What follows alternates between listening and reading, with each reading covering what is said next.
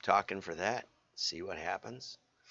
Okay, so here we go. See if we got any sound. Yeah, we got it. 5, 4, 3, 2, 1.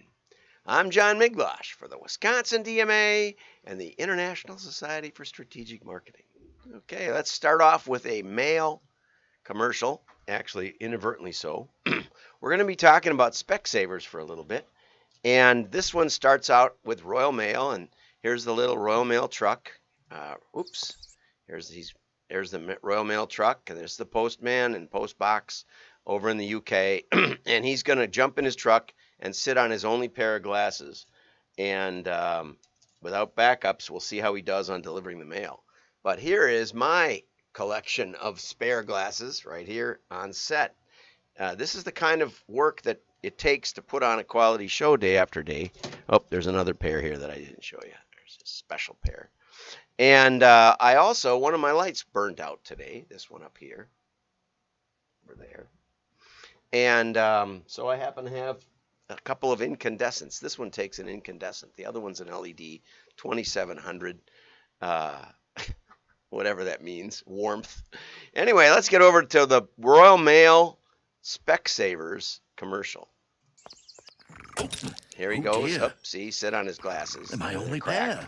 Still, duty calls. Now there's a kitten on the front. He's driving kind of through the countryside. And he picks up a bag of vegetables instead of the mail, which was next door to him. Now he's delivering vegetables accidentally. Now he hits some signs and drives off the road. 2 pairs. He writes him a ticket for 2 pairs from $149. So anyway, there's a whole collection of that. Specsavers. They've got some great commercials, but I'm going to show you. They've now switched to outdoor advertising, which is cool. And here is the latest campaign where these are so funny, I can't believe it. They put the billboard, you know, here's the billboard, it goes sideways, right? Horizontal. And the type is horizontal. Let's see if we can zoom in on that a little bit more. Of course we can. I don't know if we'll ever get rid of it, but we'll try. Okay, so there it goes. It says, should have gone to Specsavers. What caught my eye was it looked like a number 10 envelope. So I thought it was a mailer, ad, but it's not. It's just that it should have been horizontal and it's vertical. Should have gone to Specsavers. They highlight the dangers of advertising installations without your glasses on. And here's another one. Okay. But the best one is this last one down here.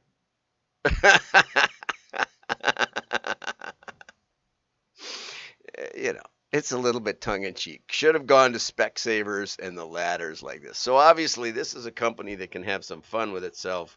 I did enjoy the direct mail, the Royal Mail homage there.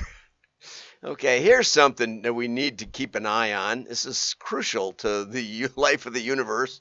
Netflix suspends service in Russia following halt in content production. Okay, now, so what I can tell you, and I can verify this, maybe by tomorrow's show we'll have verification on this, if anybody from Russia is watching right now.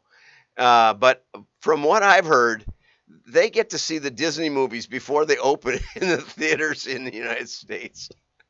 That somehow they managed to get that stuff, and it's not a big deal. So I don't know who would have subscribed to Netflix. Probably just, expatriates that didn't know how to get their movies more directly. In fact, it said that Netflix has just 1 million subscribers. So that's less than 0.5% of their subscribers are in Russia, even though they've been there for 5 or 6 years anyway. And, it's like not even 0.5%. My goodness. So it's not like Russia's going to hold its breath. Netflix also stopped showing the propaganda channels that it was required to host under Russian law, according to Variety. One of the channels, Channel 1, has close links to the Kremlin. So what I'd like to know is why they don't stop broadcasting in the United States, since obviously Fox News had close ties with the previous administration, and every other media had close ties with this one. Just watch a press conference from last time versus this time. You won't even believe it. Nobody even asks hard questions. But anyway, so Netflix, I call on you to be fair to the United States and and cease your service until the propaganda on both sides stops and we get real news. That'll ever happen. This is the other thing that happened here. All major movie studios are halting production in Russia. Apparently, Russia is like a hotbed. It's like the spaghetti westerns of my youth were all produced in Italy. Now, apparently, they're producing all their movies in Russia. So all of these guys stopped producing movies in Russia, and like I said, I'm sure Russia won't care. That's who knows what's all going to happen. Okay, here's the article of the day is from Craig Huey. He says, stop losing sales in the final stretch. And this is really about cart abandonment. And he's got two super good points to make here. Here's a test, and that's the first good point.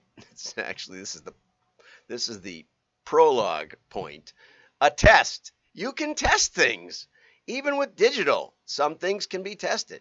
You should test. You should always be testing. Here's a test that can increase your online orders. In this test, a website was able to recover. They were recovering abandoned shopping carts. By the end, you'll find that out. But they were able to recover more of the abandoned shopping carts. And if you're like me, you're doing something and you think, oh, I need a pair of tweezers from eBay. The long kind. Somehow my long tweezers disappeared and I need to get the toast out of the toaster with it. And it's like I've become dependent on it. So now I remember it. Now, by the time I finish the show, I'll have forgotten it, but then I'll remember it again, and then I'll start doing it, and then I'll forget to, I'll leave it in my cart, or I'll put it on my watch list or something. So I'm always abandoning things, because when you're on the web, it's not the real world, and there's no actual real cart to run into. You just got some web page somewhere that you forgot about, and you have already 40 of them open. So, try to recover abandoned shopping carts by email. Now, I also recommend following up with retargeting by direct mail. However, you have to have a lot of visitors, a lot of abandoned shopping carts, and you have to have a fairly high ticket item. It works great for Lovesac, who has, I don't know what their average order is these days, but back in the day, it's bigger. Let's just say it's way above average, okay? They're selling furniture, and that stuff is relatively expensive. So where you have a high-ticket item, it makes a lot of sense. At the dollar store, I don't think they even have websites. It wouldn't make as much sense because the cost of doing it would exceed the potential revenue benefit. Always something to keep in mind whenever you're thinking about testing, or even thinking about, the economics of an elevated engagement. It makes sense if you've got enough margin there to cover it to justify the extra benefit. Okay, so this was tested against, now this is another great line. This was tested against doing nothing. It's always a great test, okay? In mail, we call that a holdout test, where we mail 90% of the customers and we don't mail 10%. And we see how the ones that we didn't mail do compared to the ones we did mail. And that gives us the incremental benefit of doing the mailing. And what you inevitably find is that it's for every dollar you spend, you get $3 back in bottom line profit. So it's kind of a no-brainer, right? Okay. It doesn't mean you can mail everybody, but if you do the test well, you get a good sampling across a spectrum of customer value. So, against doing nothing, let's see what the results are. Okay, when nothing was sent, and this is important. When nothing was sent, about 0.5% came back and bought whatever it was they were thinking of buying. Okay, so that's what happens if you do nothing. But, and I love this, shot up. Well, it's a 50% improvement. I don't know if I would say it shot up, but it went from under 50% to almost 75%, which is a 50% improvement because you take half of this, just about 25, right? And add it to this and you get up to 75. So it's about 50%. I did that in my head. Don't ever do math in the head. Okay, this shows just one strategic email assignment, numbers up online shoppers. The numbers go up of the completed process when presented with a second chance. Absolutely right. We know the incremental value. We can take the average order size minus the gross or the cost of goods percent minus the cost of order processing minus the cost of the extra email and find out if it's worth it. And like I said, if it's in this case, if it's in a medium size average order, I'm sure it's more than worthwhile. Okay, a test shows a combination of shows that a combination of remarketing, emails, ad text messages are an ideal way to promote your most likely suitors. I think that means like buyers. Okay, yeah. Okay, Mr. Russia. Isn't it true that you can see that you can see pre-release movies in Russia if you want to? Is that the case? I'm asking my Russian expert a technical question. That's my technical question guy. Okay. Further, and this is a good point, I'll go back to Craig, offer a phone number with the hours that they're available. You'd be surprised, not me.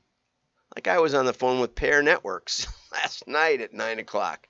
The nice part about calling customer support at 9 p.m. if they're there is nobody's in line. You get right through and you can talk as long as you want and ask them all kinds of questions. Yes, he says, yes. So that's probably why there are so few Netflix subscribers. So once again, we have a flag waving effort. Congratulations, Netflix. I'm glad you know which side is in the right on this because it probably is more complicated than you could ever imagine. But, wave your flag and do something with symbolic value that we can all laugh about because that's all it is. But he said, anyway, back here. You'd be surprised how many have a question or problem and give up. But they would call you if they could. I'm always amazed at websites that will hide the phone number. It's like they don't want to talk to you. Remember, and for all of the platitudes about how important customer engagement is and customer support and how we love our customers and how we listen to our customers, yeah, go try and find a phone number that somebody will answer on any website, on any e-commerce site. It's like impossible. Go to eBay. It's 20 clicks, I bet, at least, to find a phone number. You can, and they'll call you back. You don't even have to wait in line. I have talked to them a few times in the past year, but it is a mess. It is a mess. The world is a mess. They don't want to hear from you. Let's get it straight, right? We know with certainty right and wrong and all the moral questions are solved by all the brands, but we don't want to hear your opinion ever. Have a great day. Like and share. Thanks, Ted, for the confirmation on Russia, and have a healthy skepticism about everything, especially marketing. Bye-bye.